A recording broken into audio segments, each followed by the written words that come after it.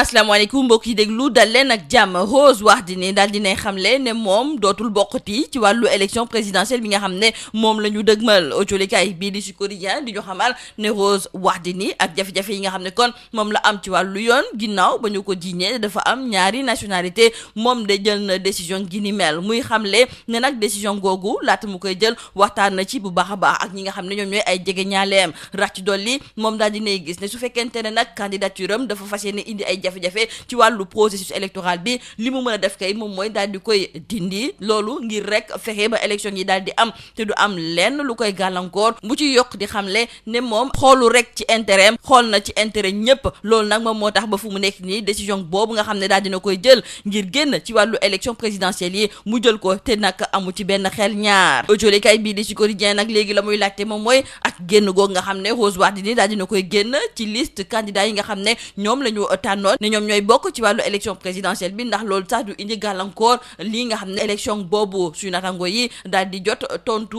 professeur Ndiogou Sarr nekk ab jàngalekat ci wàllu droit public moom muy xamle ne su fekkente ne kii nga xam ne moom mooy Rose Wardini daal di ne dindi boppam ci liste ñi nga xam ne ñoom ñooy candidat yi war a dem ci wàllu élection bi loolu nag du tax ba ñu dàq li nga xam ne de moom mooy élection bi moom nee na su fekkente ne dàq élection am na mu jëmale ci wàllu candidat yi boobu day fekk mu am benn candidat boo xam ne dafa génn àddina bu boobaa moom conseil constitutionnel dafay daal di aj li nga xam ne de moom mooy élection bi wante comme nekkuñu ci cas bi ni mel kon kay élection yi mën nañu ko amal ci bés bi nga xam ne moom lañ ko fas yéene tànn bés boobu ñu war a tànn ñi nga xam ne de ñoom ñooy waa Front démocratique pour une élection inclusive ñoom sax lañ ca bëgg moom mooy ñu xaar ba ci kanam maanaam daal ñu daal di reprendre li nga xam ne moom mooy processus électoral bi li am ba des daal moom mooy ne colikaay bii di point actu la mu gis moom mooy ne élection yii nekk na ay élection yu bëri problème de suñu natango yi nañu xoolal kii di Rose Wardini moom de daal dinay dindi candidature am ñu ne déet ni waaye ku ci mel ni El Hadji Malick Gakou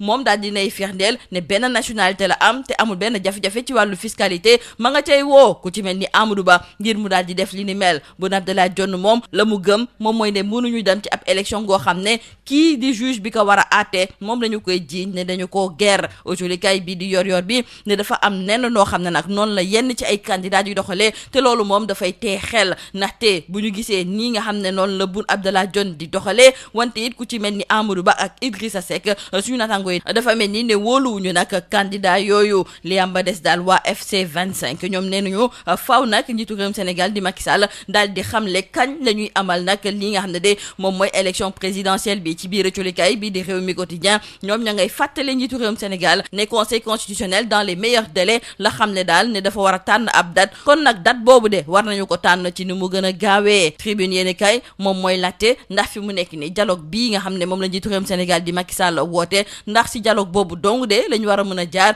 ngir fexe nag ba lépp lu jublu ci wàllu élection présidentielle bi mu nekk lu mucc ayib dialogue dina am wala boog du am ñi nga xam ne de ñoom ñooy waa parti démocratique sénégalais ñoom nee nañu dañoo fas yéene bokk ndaxte ñoom bëgg nañu nag seen candidat bii di Karim Meïssa Wade bokk ci wàllu élection yi nga xam ne moom la ñu dëgmal loolu la ñoo colikaay bi di L'As di xamal l'info yéene kay di ñëwaat ci ab bataaxal boo xam ne dañu koo jagleel waa assemblée nationale ab bataaxal goo xam ne dafa mel ni ne merloo na nag ay député yu bëri ñu ràññee ci député yooyu ku ci mel ni Abdoulaye Wilane ak tamit Ayib Daffé colikaay bi di l'info moom moo ñu koy xamal fan yi yëpp ñuy nemmeeku ne bëri na ñoo xam ne ñu ngi woon ci kaso gi ñu ngi leen di bàyyi benn par benn colikaay bi di Le Quotidien di ñu xamal ne bàyyi googu nga xam ne kon ñoo ngi koy bàyyi ñi nga xam ne dañu leen a tëjoon am na ñenn ñoo xam ne nag seen xel daf cee teey ndax loolu day firndeel ne protocole am na ci diggante Ousmane Sonko ak ki nga xam ne moom mooy Macky Sall li am ba des daal moom mooy ne tey ci ngoon soxna Aïssata Tall Sall di garde des Sceaux jëwriñ gu ñu dénk wàllu yoon dina ci yey yàbbi wante colikaay bi di 24 heures moom la mu gis te mu am solo ci moom